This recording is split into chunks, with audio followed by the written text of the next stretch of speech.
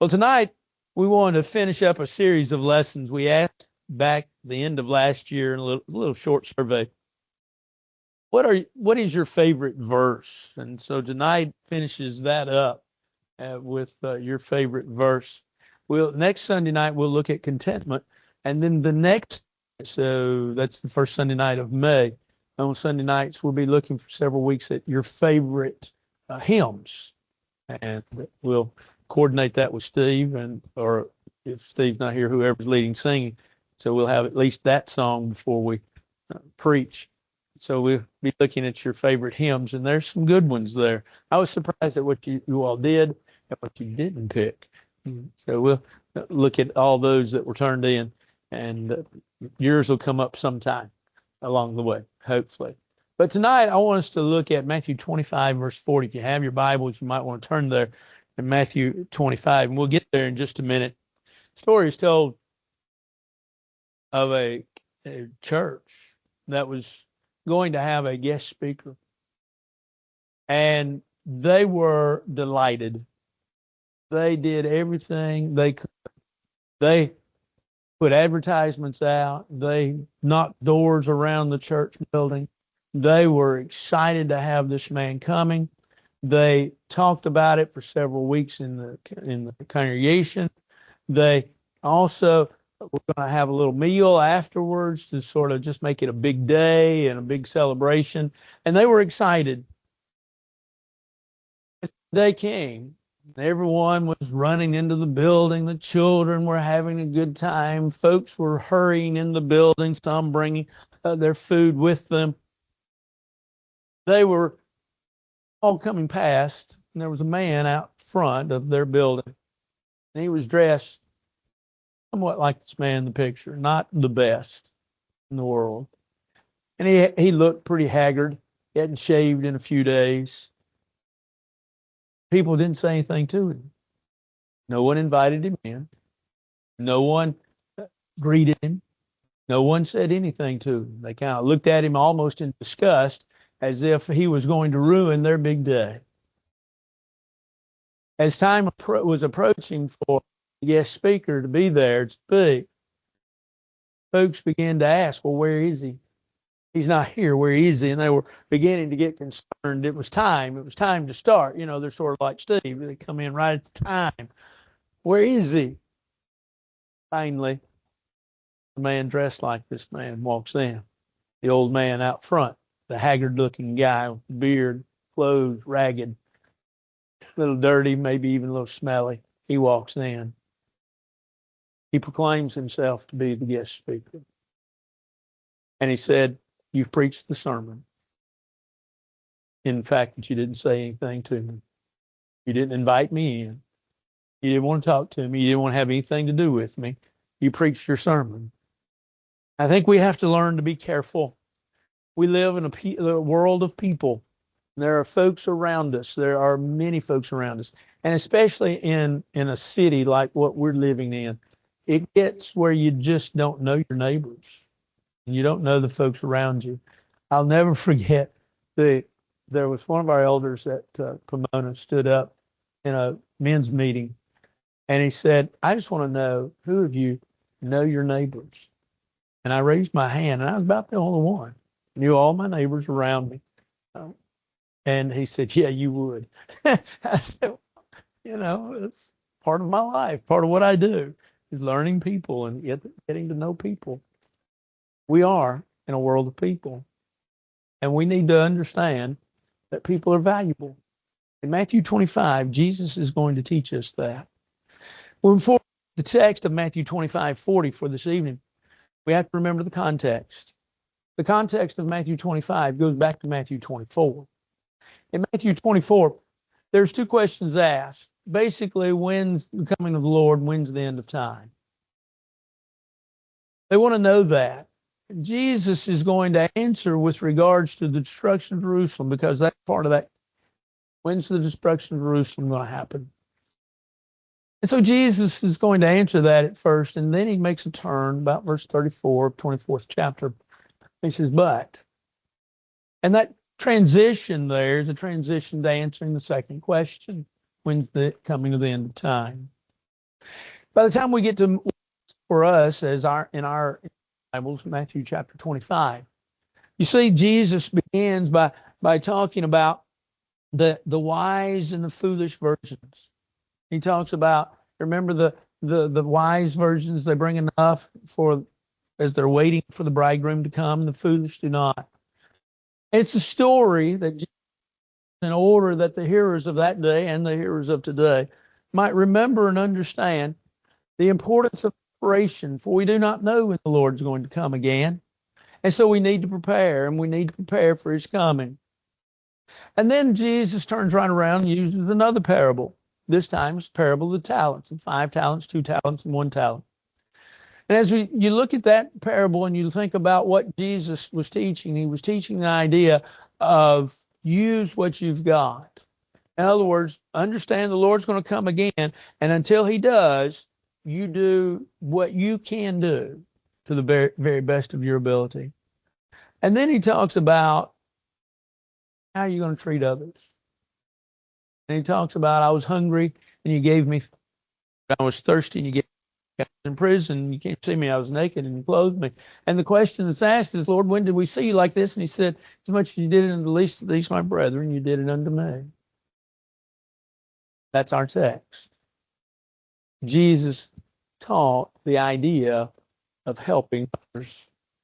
But to me, as I look in the text, and the text from the standpoint of the context and the text itself, it's more about how we pigeonhole people. You ever done that? We probably do it sometimes without thinking, and we do it sometimes to our own shame, while at other times we do it just because we jump to conclusions. And I think in Matthew 25, in some ways, that's what Jesus is saying. Don't pigeonhole people.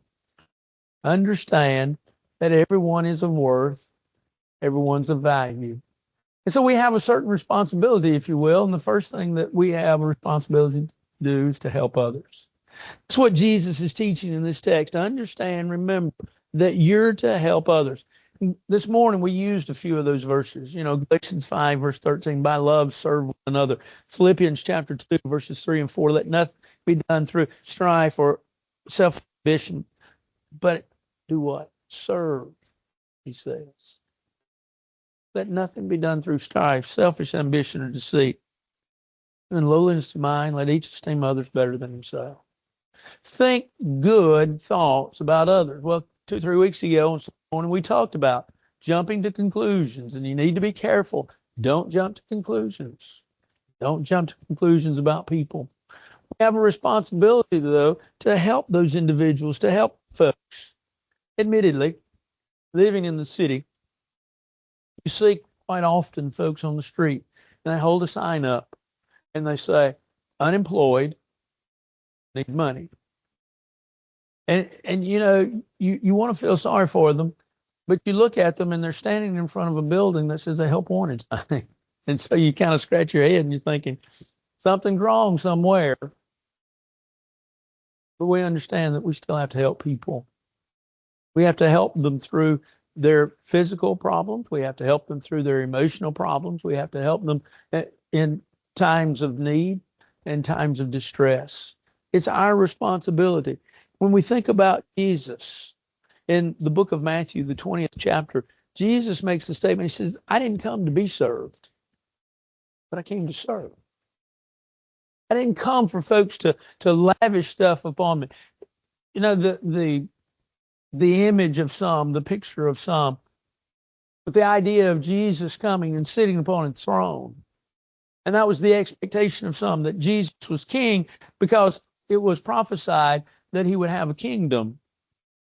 Well, that's a whole different sermon, if you will, coming very soon, to be honest.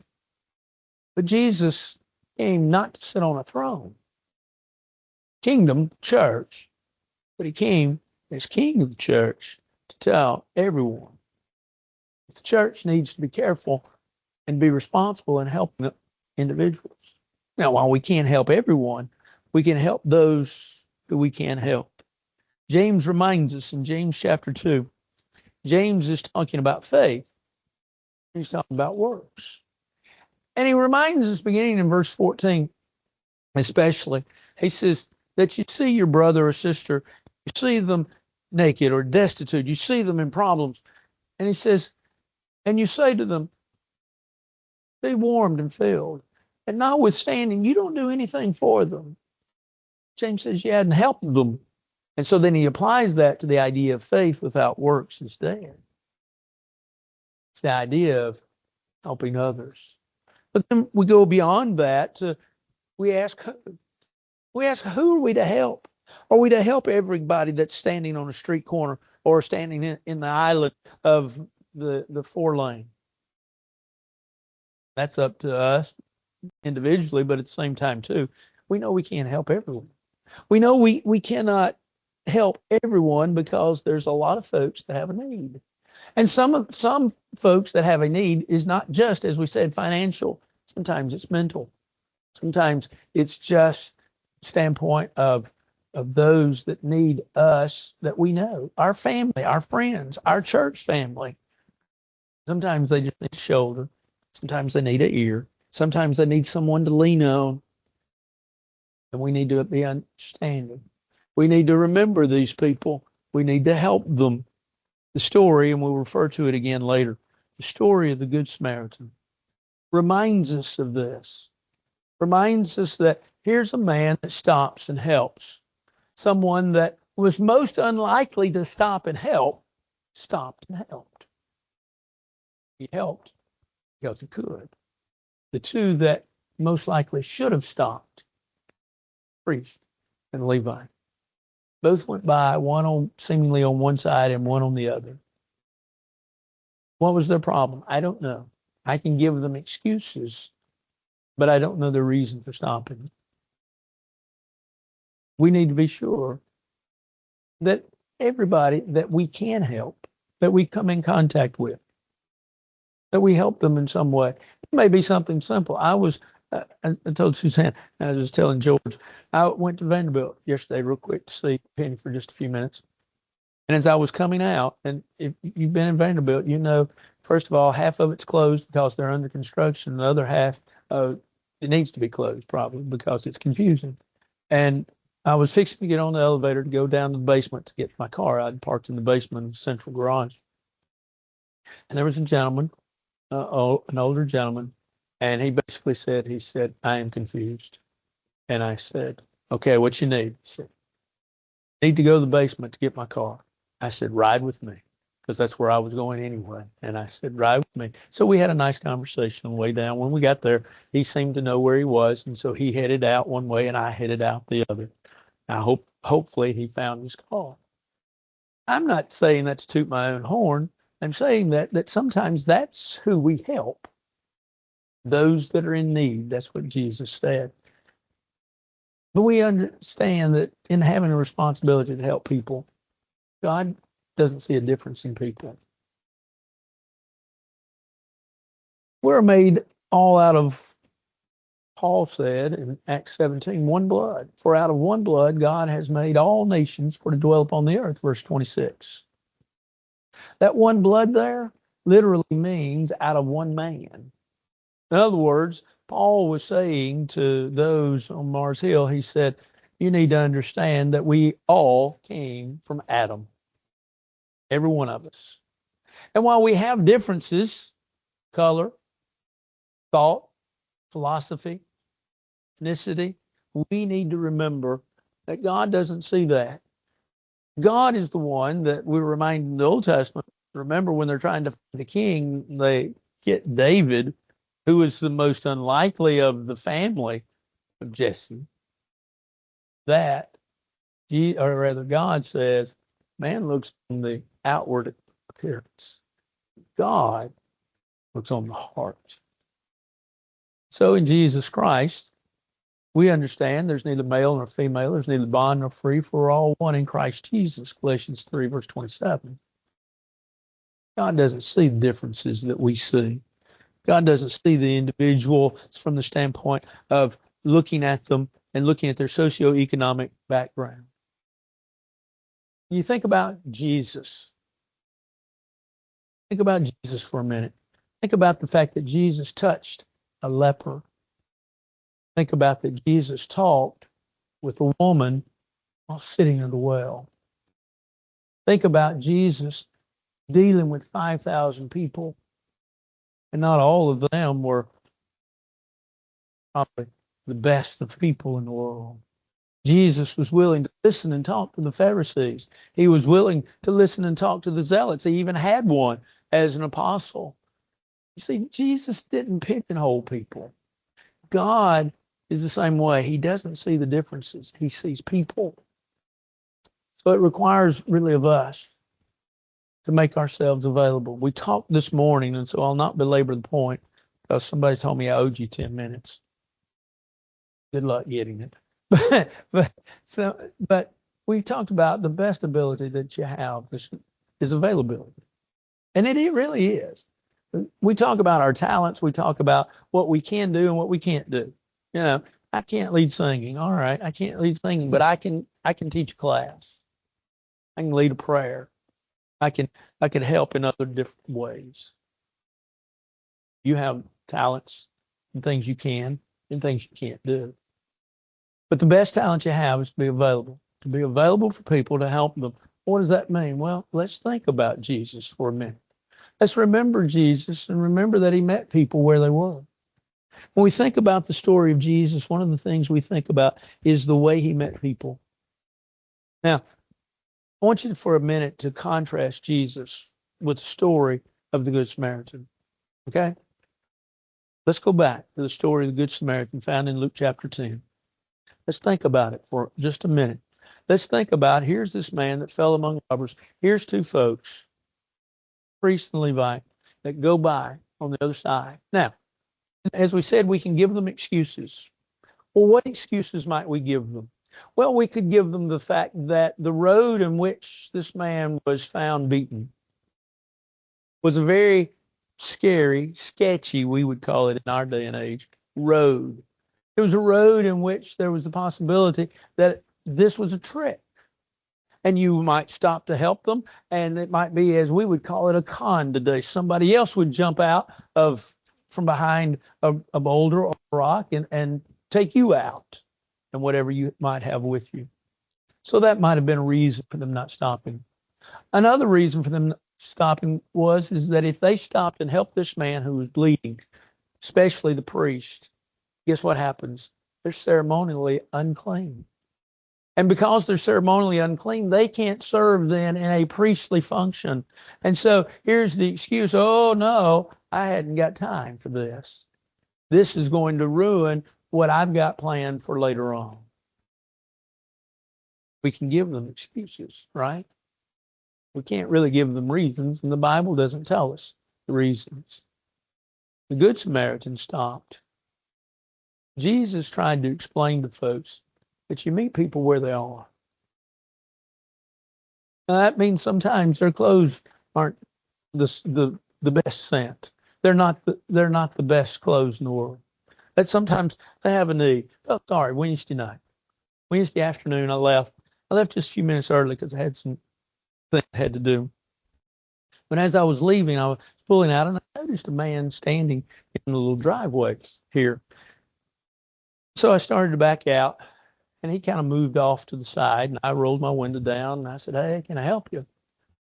And his car had broken down. He was going home, don't know where home is, evidently somewhere out Old Charlotte.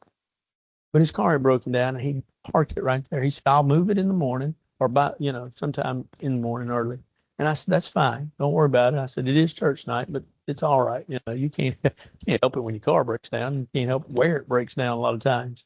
So I asked him, do you need anything? No, my wife's coming to get me. You sure? Yeah, she'll be here in a few minutes. And so when it came back by a few minutes later, he was gone. So I figured she came and got him. Sure enough, this morning, while we were in class, the car somehow got gone. Somebody got it. I don't know who. But I met the man where he was. He had his lunch pail. He had jeans and a T-shirt. And he just working man.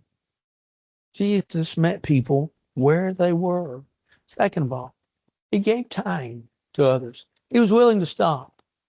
You might say, well, Jesus didn't have a timetable. How do you know? How do you know? We all, to a certain degree, have a timetable. I have a timetable. And if you stop me, I'm still talk to you, spend time with you. You might be interrupting my timetable, but it's all right. It's all right. Why? Because I'll adjust. We don't need to be in such a hurry that we can't help people, whoever they are and whatever their problem is. Jesus gave folks time. He listened. Jesus listened to folks that wanted to talk to him. Didn't matter who it was. Didn't matter what was going on. The woman at the well, we gave that example. You think about the woman that had the issue of blood. Remember her and remember that she touched him and Jesus felt something come out of him. I don't know exactly what that text means there. I got a feeling I understand, but I'm not 100% sure. Jesus wanted to know who touched him. He was willing to listen to this lady. He was willing to listen to this lady that had a difficulty, had a problem, and had had it for years.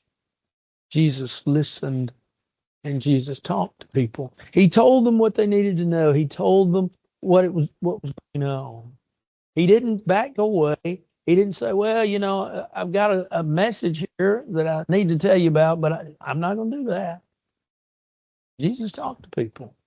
He talked to them about their situation, but he talked to them about their soul and what was going on in their life. And he was willing to touch people. Jesus touched the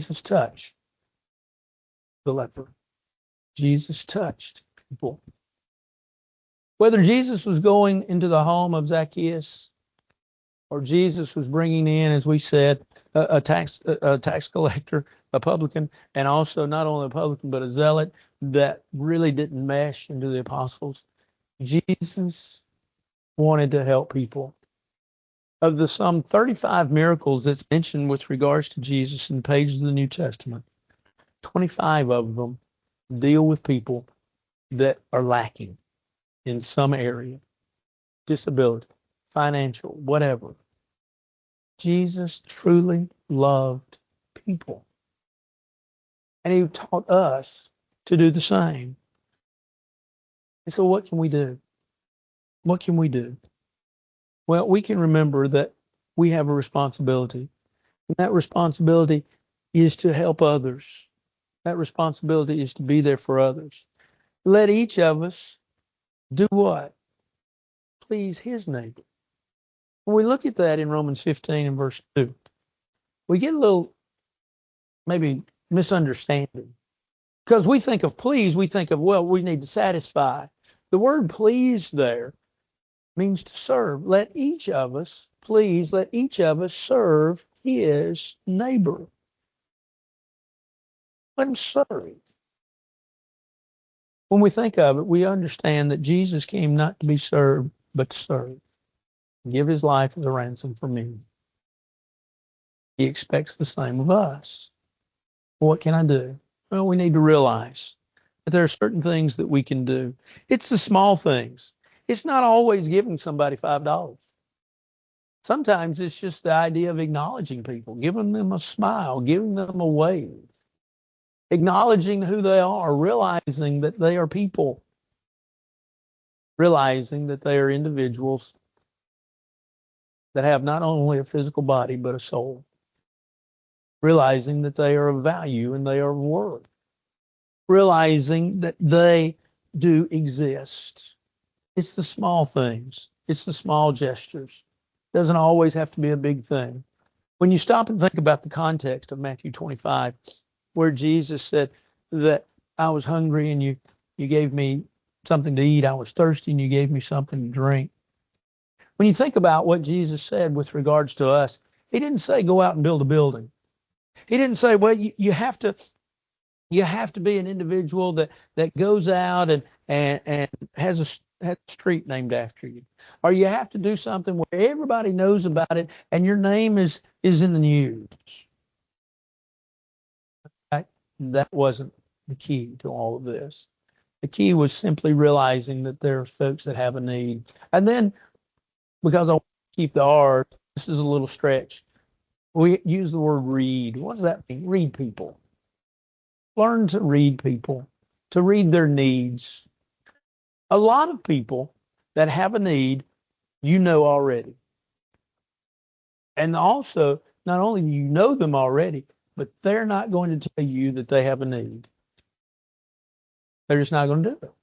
Why? Because people you know, maybe it's pride, maybe it's the fact that, they don't want you to think less of them, whatever it may be.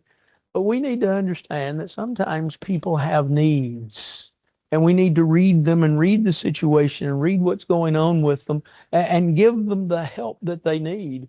And then we need to recognize their value. They're just like us. Maybe they're down on their luck. Maybe they're going through a hard time. Maybe just things have piled up quickly. We need to realize that we're the lifeline that they need. I read a story years ago. I read this story probably almost 40 years ago. It's a story of a lady that went to the police the morning after she heard on the news.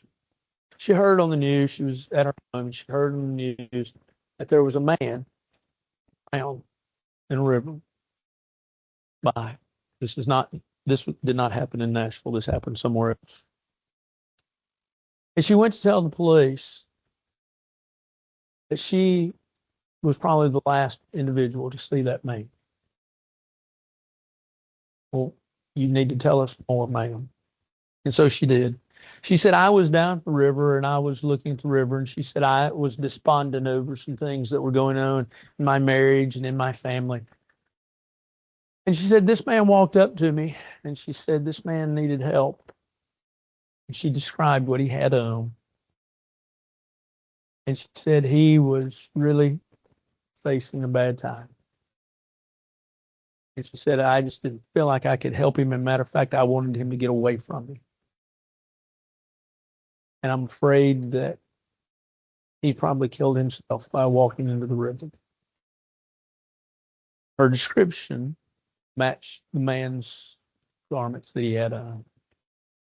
And the coroner had come to the conclusion that he drowned, or that he died by drowning. Probably drowned himself. She said, as the story went on, she talked about how that for many days she beat herself up. She just couldn't stop and talk to a man that she could tell was distraught. And while we might give her an excuse or give her a say, well, you were in bad shape yourself. Sometimes we need to learn, as the two old boys were challenged by an old man as they were walking down a railroad track. He said, who can walk down the railroad track? Who can walk down it the farthest? And one boy started walking down the track, and he didn't get very far, and he fell off. And so the other boy started walking down the track, and he fell off. And they tried it again, and they didn't get very far, and they fell off. And so the old man said, here, I want you to do this. And he got one boy up on one rail, and he got the other boy up on the other rail. He said, no, lean towards each other. And they did. And they grabbed arms, and he said, now walk. And they were, to their amazement, able to walk long distance down the rail. Why? Because, their weight, they were able to counter each other. We need to learn that in life, that we help each other. We help each other get to heaven, and we help each other best we can. But then remember that what Jesus said in our text. He said, as much as you've done it to the least of these, my brethren, you did it unto me. That should be our key, to understand that when we do it to others, we have helped Jesus. It's a favorite verse of some. I don't know who suggested it. I like it. I think it's a great verse. But it reminds us really of the responsibility of helping others and doing what we can for others. This evening, if you have need of the Lord's invitation, won't you come? All together we stand and sing.